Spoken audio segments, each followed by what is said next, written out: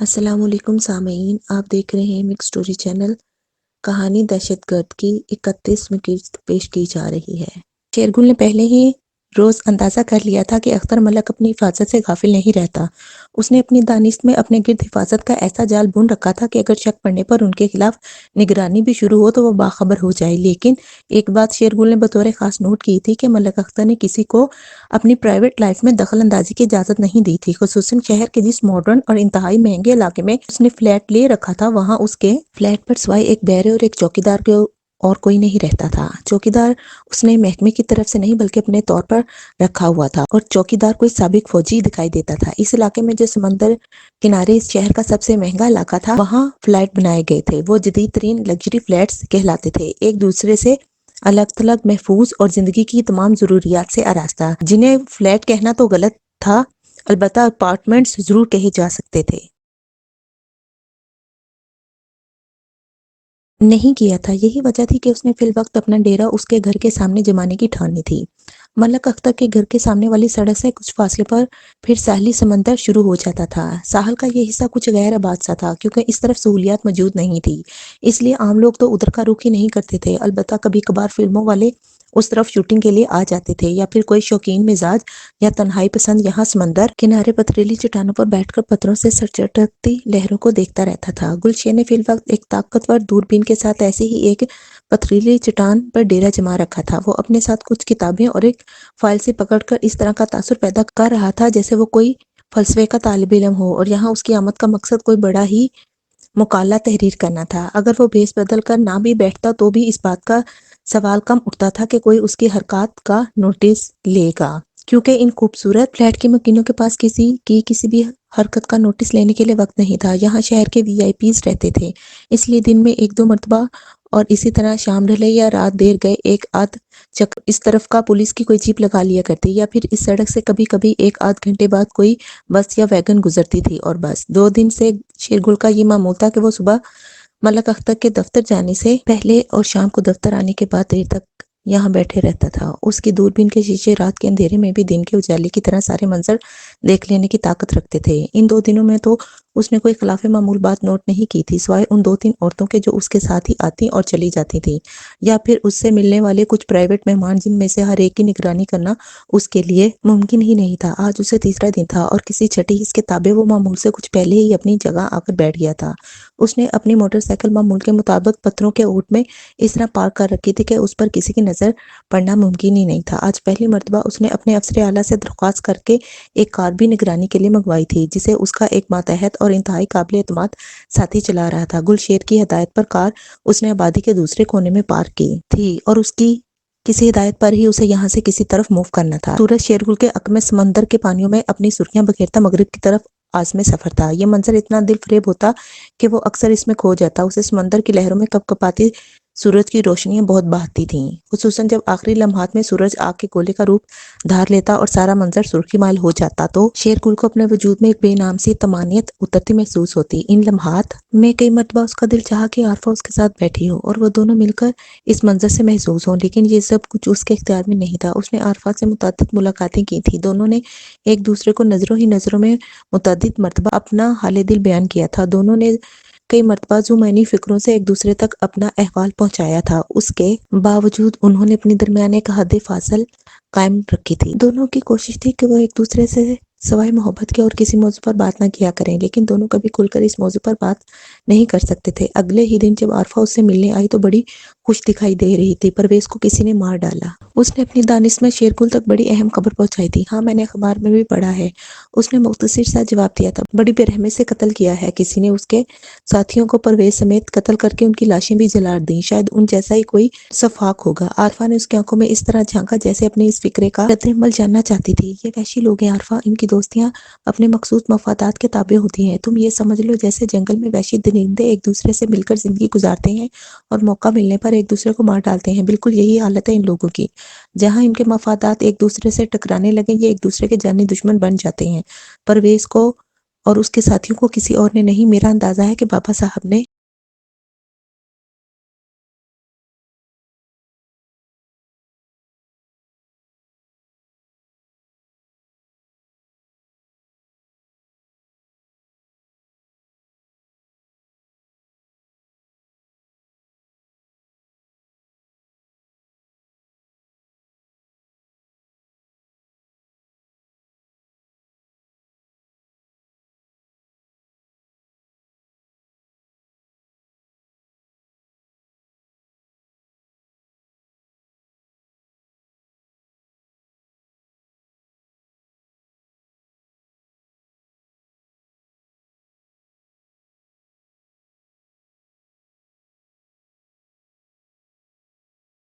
उतर आई थी और उसके दोनों गाल इस तरह तमतमाने लगे थे जैसे उसके रुखसारों पर शफक की सारी सुर्खी उतर आई हो। आरफा, हम भी क्या लोग हैं, अपने जज्बात का इजहार करते हुए भी डरते हैं, इसके बावजूद कि हम एक दूसरे के जज्बात से आगाह होते हैं। असल मसला तो इब्लाग का है ना, जब आगाही हो तो जुबान को जहमत देना जरूरी है, आरफा ने शर्माते हुए कहा। बस आप अहले जुबान में यही तो खूबी है, बात कहना तो कोई आपसे सीखे, शेरगुल ने कहा। और बात बनाना आपसे, आरफा खिलखिलाकर हंस दी। दोनों चंद घंटे तक बातें करते रहे। उन्होंने हस्बे साबिक माजी और हाल के हवाले से बहुत सी बातें की, लेकिन इस मुलाकात में भी अपने मुस्तकबिल के हवाले से कोई बात चाहने के बावजूद एक दूसरे से न कह सके। अपनी आंखों से दूरबीन लगाकर उसने दूर ही से मलक अख्तर की कार पर नजरें जमाई थीं। हस्बे साबिक उसकी कार में अगली सीट पर ही एक लड़की बैठी थी। गुलशेर के लिए उसके साथ किसी लड़की की मौजूदगी कोई अचंभे की बात नहीं थी, क्योंकि मलक अख्तर की अयाज तबीयत से बखूबी आगाह था। लेकिन जैसे ही कार उसके अपार्टमेंट के बाहर खड़े हुई और शेरगुल ने उस लड़की पर फोकस किया तो अचानक वो चौंक पड़ा। कौन है ये? कौन है ये? उसके जहन में तकरार होने लगी। अचानक उसे याद आ गया कि तो वही है जिसकी तलाश में उसने इस शहर का कोना कोना छान मारा था, जिसकी तस्वीर को उसने अपने जहन में यूं उतार लिया था कि अब कोई बार बार खोजने पर भी नाम मिटा पाता। ये मीनाक्षी थी। मीनाक्षी की अचानक दरियाफ्त ने उसके दिल की धड़कन तेज कर दी थी। उसने मीनाक्षी पर दूरबीन के शीशों को इस वक्त तक फोकस किए रखा जब तक कि कार गेट में दाखिल नहीं होगी। मीनाक्षी की उसके साथ मौजूदगी के बाद मलक अख्तर के खिलाफ कोई सबूत तलाश करने की जरूरत ही नहीं थी। जिस तरह की रिपोर्ट उससे मुतल्लिक मिल रही थी और हाल ही में उसने जिस चक्करबाजी और होशियारी से लसानी तंजीम के ताज़ा असले की खेप उन तक पहुंचाने में मदद दी थी, उसके बाद मलक अख्तर के यहाँ मीनाक्षी का पाया जाना इस बात का सबूत था कि वो मीनाक्षी की असलियत से आगाह है। अगर मीनाक्षी ने उसे ये नहीं बताया कि वो रॉकी एजेंट है, तो भी उसे ये जरूर इल्म होगा कि मीनाक्षी का ताल्लुक किसी खतरनाक ग्रोह से है। गुलशेर को ये इल्म था कि राकी लोग अपने शिकार को अमूमन अपनी असलियत बताए बगैर अपना उल्लू सीधा करते रहते हैं, क्योंकि दुनिया की हर इंटेलिजेंस एजेंसी की तरह इन्हें भी आम खाने से मतलब होता है, गुठलियां गिनने से नहीं। एन मुमकिन था कि मीनाक्षी ने उसे अपना कोई इस्लामी नाम बताया हो। यकीनन उसने अपना रिश्ता लिसानी तंजीम के किसी ओहदेदार से कायम किया होगा। इस बात का भी इम्कान था कि उसने यहाँ अपने कुछ बहन भाई या अपनी कोई फैमिली भी मलक अख्तर को दिखा दी हो। इस सब कुछ के लिए बावजूद मलक अख्तर को ये इल्म रहा होगा कि मीनाक्षी का ताल्लुक किसी मुजरिमों के ग्रोह से है, और अगर वो इसके साथ घूम रहा है तो एक ऑफिसर होने के नाते वो भी इस गुनाह में बराबर का शरीक है। खुशी और कामयाबी के मिले जुले एहसास से शेरगुल खान अपनी मोटरसाइकिल की तरफ जा रहा था। उसके दाएं हाथ नसब लोहे के डिब्बे में दस्ती टेलीफोन रखा था और बड़े मोटरसाइकिल की बैटरी से उसका कनेक्शन होने की वजह से उसमें जिंदगी बेदार रहती थी। उसने बामुश्किल अपनी उंगलियों की कपकपाहट पर काबू पाते हुए अपने अफसर आला से राब्ता किया था। ये वह खुसूसी नंबर था जो अफसर आला के चंद जानसार साथियों तक महदूद था और उस पर वो हर वक्त मौजूद रहते थे। सर, उसने राब्ता मिलते ही जज्बात से बेकाबू आवाज में कहा। सर, बड़ी कामयाबी हुई है, मीनाक्षी मिल गई। मलक अख्तर उसे अपने साथ लाया है। Well done my boy, wonderful, अफसर आला ने उसे शाबाश देते हुए कहा। शेरगुल ने अफसर आला को बताया था कि अब मीनाक्षी यहाँ से सुबह वापस जाएगी और उसका भी वही तरीका कार होगा जो दूसरी औरतों का होता है, जिन्हें मलक अख्तर रात भर अय्याशी करने के बाद सुबह प्राइवेट कार से वापस भेजता है या फिर इन्हें कोई लेने आता है। वो खुद कभी उनके साथ वापसी का सफर नहीं करता। उसने अफसर आला से दरख्वास्त की थी कि कम अज कम 4 गाड़ियां उसका ताकुब करके उसका ठिकाना मालूम कर लें। ये काम वो लोग एक गाड़ी से भी कर सकते थे, लेकिन शेरगुल खान की ख्वाहिश थी कि इस कामयाबी को मामूली सी गलती की वजह से नुकसान ना पहुंचे। कहीं इन लोगों को ताकुब का शक हो गया तो वो बहुत मोहतात हो जाएंगे। तुम बेफिक्र हो जाओ, यहीं डटे रहो, मैं आसिफ को तुम्हारी मदद के लिए भेज रहा हूँ। थोड़ी देर तुम आराम कर लो, सुबह फिर ड्यूटी संभाल लेना। अफसर आला ने कहा। नो सर, आप मुतमईन रहें, इस खेल में कम से कम लोग ही शामिल हो तो बेहतर है। मैं सारी रात यहीं गुजारूंगा, आप बाकी बंदोबस्त कर दें। वो कोई खतरा मोल नहीं लेना चाहता था। ओके ओके, जैसे तुम कह रहे हो वैसा ही होगा, खुदा हाफिज। अफसर आला को अपने मातहत के जज्बात और काम की अहमियत का बखूबी एहसास था। थोड़ी देर बाद ही मलक अख्तर के अपार्टमेंट के चारों तरफ इंटेलिजेंस के सादा कपड़ों में मुस्ताद एहलकार गुलशेर की किसी भी हिदायत के मुंतजिर थे। गुलशेर खान ने अभी तक अपनी आंखों से दूरबीन लगा रखी थी। उसने मलक अख्तर के घर की छत को फोकस किया हुआ था। उसे इल्म था कि छत पर रखी हुई आरामदा कुर्सियों पर बैठकर ही मलक अख्तर और उसकी दाश्ताएं शुगले में नोशी करते हैं, जिसके बाद वो लोग नीचे चले जाया करते थे। उसके अंदाजे के मुताबिक तकरीबन 15-20 मिनट बाद उसने दोनों को वही आरामदा कुर्सी पर बैठे देख लिया। अब मीनाक्षी खुली किताब की तरह उसके सामने मौजूद थी।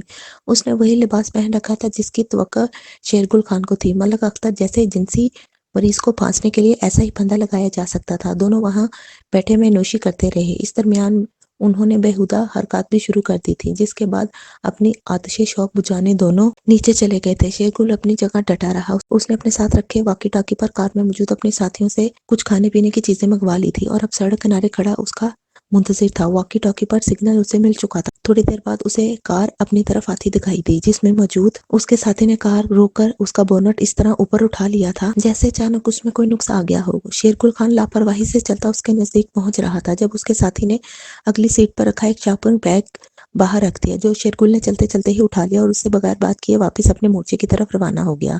اس بیگ میں اس کے لیے ایک لنچ باکس، چائے کا تھرمس اور ایک کاغذ پر لکھا ہوا پیغام تھا کہ اس کی ہدایت کے مطابق گاڑیاں پہنچ چکی ہیں اور اسے کس طرح انہیں سگنل دینا ہے۔ شیرگل خان ایک قدرے آرام دہ جگہ پر پتریلی چٹان سے ٹیک لگا کر بیٹھ گیا جب اسے دور سے کسی کار کی روشنی ملک اختر کے گھر کی طرف لپکتی دکھائی دے۔ ایک مرتبہ پھر وہ چوکنا ہو کر بیٹھ گیا۔ اپنے گلے میں لٹکتی دوربین اس نے آنکھوں سے لگا لی تھی۔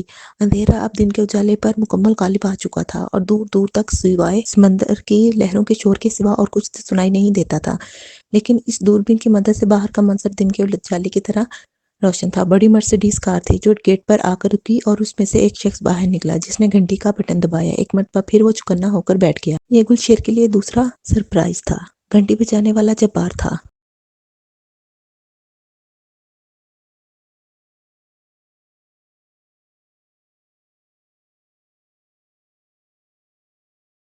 یقیناً یہ بھی کوئی اچھے لوگ نہیں تھے، یقیناً یہ بھی اس قبیلے کے لوگ ہوں گے، اس نے سوچا۔ گیٹ کھل گیا تھا، گاڑی اندر چلی گئی اور گول شیر خان قدرے مطمئن ہو کر چائے پینے لگا۔ تقریباً 2-2.5 گھنٹے اسی طرح گزر گئے۔ سڑک پر ٹریفک نہ ہونے کے برابر تھی۔ اس دوران بامشکل ایک مرتبہ پولیس کی ایک گشتی جیپ نے ادھر کا چکر لگایا تھا۔ رات کے قریباً 12 بجنے والے تھے جب ایک مرتبہ پھر دروازہ کھلا، جس کے دروازے سے مرسیڈیز اپنے سواروں سمیت واپس برآمد ہوئی۔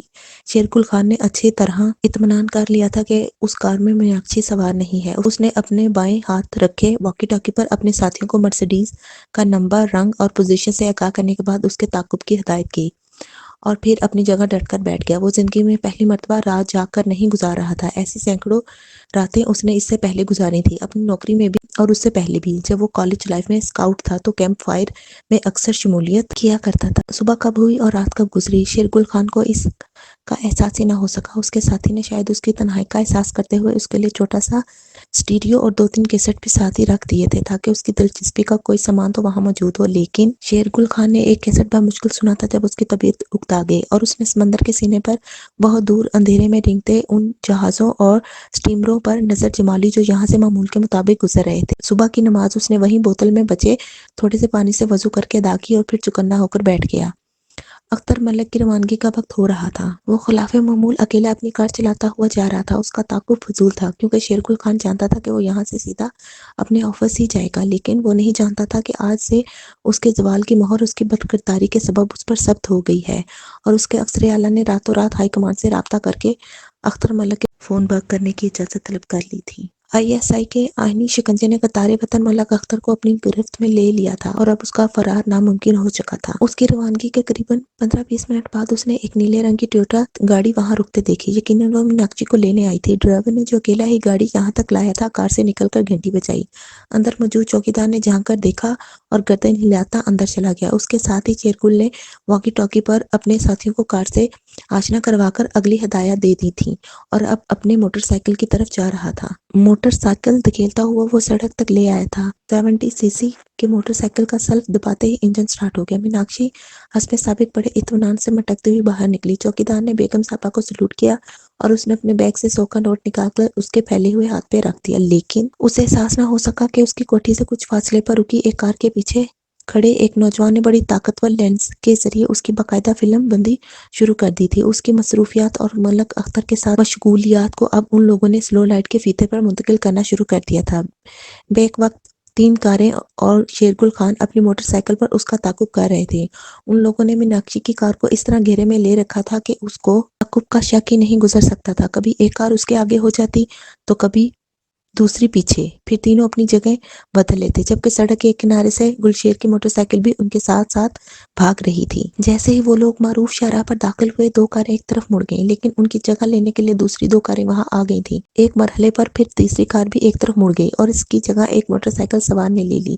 افسر اعلیٰ نے گلشیر کے کہنے پر मीनाक्षी کے لیے شک کی معمولی گنجائش بھی باقی نہیں چھوڑی تھی۔ اس سفر کا اختتام شہر کے دوسرے کونے میں موجود ایک خواتین کے ہاسٹل پر ہوا۔ یہ ہاسٹل ترقی پسند خواتین کی مقامی انجمن چلا رہی تھی، جس کی کرتا دھرتا 3-4 بڑی بڑی بیگماں تھیں، جن کے متعلق اس شہر کے شرفا کو کسی طرح کی کوئی غلط فہمی نہیں تھی، اور ان کے پارٹ ٹائم مشاغل سے اکثر بے خبر لوگ مکمل باخبر رہتے تھے۔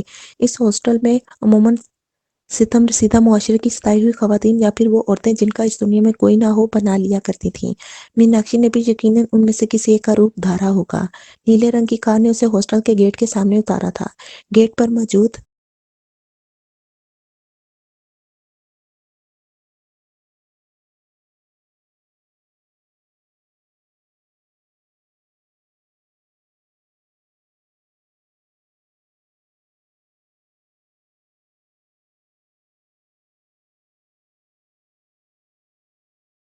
والے ایک کیمرے نے اس کی کار کے اترنے سے اندر جانے تک کی درجنوں تصاویر اتار لی تھی، بلکہ دوسرے کیمرے نے اس کی باقاعدہ فلم بندی بھی کر لی تھی۔ گلشیر خان کے اشارے پر ان کا ایک ساتھی اس نیلی کار سے چپک گیا تھا جس کے ذریعے मीनाक्षी یہاں آئی تھی۔ اس کی نظروں سے غائب ہونے کے بعد شیرگل خان ٹہلتا ہوا گیٹ کے سامنے پہنچ گیا۔ اس نے آنکھ کے اشارے سے چوکیدار کو ایک طرف بلایا۔ چوکیدار اس کے اندازے کے مطابق خاصا تجربہ کار دکھائی دیتا تھا۔ وہ بڑے اطمینان سے اس طرف آ گیا۔ کیا بات ہے؟ اس نے بظاہر بڑے اکڑے ہوئے لہجے میں کہا۔ یار کیوں ناراض ہوتے ہو؟ ہم بھی یاروں کے یار ہیں۔ یہ کہتے ہوئے اس نے ایک نوٹ بٹوے سے نکال کر اس کی مٹھی میں دبا دیا۔ چوکیدار نے نوٹ کی شکل دیکھی اور پگھل گیا۔ وہ جانتا تھا کہ یہ صاحب یہاں کیوں آتے ہیں۔ بڑا زبردست مال ہے۔ اس نے لوفروں کی طرح آنکھ دبائی۔ کون سا بابو جی؟ چوکیدار نے جان بنتے ہوئے کہا۔ یار تم نے ابھی تک ہمیں بتایا ہی نہیں۔ کوئی اچھا سودا کروا دو۔ ہمارا سیٹ کروڑ پتی آدمی ہے، ایک آدھ سودے سے ہی اندازہ ہو جائے گا۔ گلشیر نے اندازہ کر لیا تھا کہ جو لوگ اس ہاسٹل سے لڑکیوں کو لے کر جاتے ہیں اس چوکیدار کی مٹھی یقیناً گرم کرتے ہوں گے، اور اسے یہ بھی معلوم ہوگا کہ کون کس کے ساتھ جاتا ہے۔ بابو جی آپ پروین بی بی کی بات تو نہیں کر رہے جو ابھی نیلی گاڑی سے آئی ہیں؟ چوکیدار نے پوچھا۔ ہاں یار بس میرے سیٹ کا دل آ گیا ہے اس پر، ذرا بات تو کروا دو ہماری۔ شیرگل خان بولا۔ نہ بابو نہ، معاف کرنا، کوئی اور خدمت ہو تو بتاؤ، میں بہت اچھا بندوبست کر دوں گا۔ 2-3 اور بیویاں ہیں، بڑی ماڈرن، خوش ہو جاؤ گے تم انہیں دیکھ کر۔ چوکیدار نے جواب دیا۔ یار اسے کیا ہے بھئی، تم بیویوں سے نہ گھبرانا، اپنا سیٹ کوئی معمولی آدمی نہیں ہے، میں نے کہا نا تمہاری لائف بنا دے گا۔ گلشیر خان نے اس کی طرف دیکھ کر لوفروں کی طرح آنکھ دبائی۔ بابو جی ہم بھی یاروں کے یار ہیں، مجھے کوئی اعتراض نہ ہوتا، لیکن پروین بی بی کسی بڑی سرکاری افسر کے ساتھ سیٹ ہے، وہ کسی کو لفٹ نہیں کرواتی۔ میرے ساتھی نے ایک مرتبہ کوشش کی تھی، اس کی نوکری سے چھٹی ہو گئی۔ چوکیدار نے مجبوری ظاہر کی۔ کون سا سالہ ایسا سرکاری افسر آ گیا؟ گلشیر خان نے جان بوجھتے ہوئے اسے گریدنے کے انداز میں پوچھا۔ صاحب ہمیں اس کے نام کا تو علم نہیں، بڑا اسمارٹ سا نوجوان ہے، بڑی قیمتی گاڑی میں آتا ہے۔ چوکیدار نے اس گاڑی کا رنگ اور نوجوان کا حلیہ بتاتے ہوئے کہا۔ جو حلیہ اس نے بیان کیا وہ ملک اختر کا ہی تھا۔ یار تم نے بڑا مایوس کیا، ہمارا سیٹ سالہ کوئی بات ہی نہیں مانے گا۔ اچھا تم ایک کام کر دو، کسی طرح اس افسر کا پتہ لگا دو، ہمارا سیٹ خود ہی کوئی چکر چلا لے گا، بے فکر رہنا، تمہارا نام کہیں نہیں آئے گا اور تمہارا کمیشن تمہیں ملتا رہے گا۔ ایک مرتبہ میرے سیٹ کا دل ایک ایکٹریس پر آ گیا تھا، اس نے اپنی ایک قیمتی کار اور کوٹھی اسے دے کر اس کے عاشق سے توڑ لیا تھا، اس کی کیا مجال ہے؟ یہ رکھو تم اور اس کا پتہ لگانا، باقی کام میرا سیٹ کر لے گا۔ اس نے 100 روپے کا ایک اور نوٹ نکال کر اس کے ہاتھ میں تھما دیا۔ چوکیدار کی تو آنکھیں پھٹنے کو آ رہی تھی، اتنا دیالو اور مہربان گاہک تو آج تک نہیں ملا، ضرور یہ کسی بڑے آدمی کا ملازم ہے۔ دوسرے تیسرے دن دوپہر 2 بجے کے بعد وہ آتا ہے اس طرف، اور دونوں شاید اکٹھے لنچ وغیرہ کرنے جاتے ہیں۔ آج بھی ادھر ہی گئی ہوگی، اب شاید وہ کل پرسوں آئے گا، میں آپ کو بتا دوں گا، آپ کل 1-1:30 بجے آ جانا۔ چوکیدار نے کنکھیوں سے چاروں طرف دیکھتے ہوئے کہا۔ ٹھیک ہے، خدا حافظ۔ گلشیر نے اس سے گرم جوشی سے ہاتھ ملایا اور واپس لوٹ آیا۔ اس نے اپنے ایک ساتھی کو جسے मीनाक्षी کی شناخت ہو گئی تھی اس کی مستقل نگرانی پر لگا کر اپنی راہ لی۔ یہاں سے وہ سیدھا اپنے آفس آیا تھا، جہاں اس کی آمد کی اطلاع ملتے ہی افسر اعلیٰ نے اسے اپنے پاس بلا لیا تھا۔ شاباش جوان، تمہارے لیے خوشخبری موجود ہے، تمہارا عہدہ بڑھا دیا گیا ہے، ویل ڈن، مبارکباد۔ افسر اعلیٰ اس کی کارکردگی سے بہت خوش نظر آ رہے تھے۔ گلشیر خان نے ان کا شکریہ ادا کرتے ہوئے چوکیدار کے ساتھ ہونے والی گفتگو سے آگاہ کرتے ہوئے ان سے درخواست کی تھی کہ کسی لیڈی افیسر کو اس ہاسٹل میں داخلہ دلوا کر मीनाक्षी کی نگرانی پر مامور کر دیا جائے۔ میرے ذہن میں پہلے سے یہ بات موجود ہے، تم بے فکر ہو جاؤ، اب اسے دنیا کی کوئی طاقت ہماری نظروں سے اوجھل نہیں کر سکتی، یہی تو ہے جس کے ذریعے ہمیں سانپ کے بل کے اندر گھس کر اسے باہر نکالنا ہے۔ افسر اعلیٰ نے بڑے اعتماد سے کہا۔ دونوں اگلا لائے عمل طے کرتے رہے۔ اس نے عارف میاں کی مدد لینے کے خصوصی اختیارات حاصل کر لیے تھے۔ افسر اعلیٰ کے دل میں اس نے عارف میاں کے لیے خاصا احترام پیدا کر دیا تھا، اور انہوں نے وعدہ کر لیا تھا کہ ان کی خدمات کا وقت آنے پر ضرور مول چکائیں گے اور اس پر قانونی گرفت نہیں ہونے دیں گے۔ گلشیر نے تھوڑی دیر بعد وہاں سے رخصت لے لی اور گھر آرام کرنے چلا گیا۔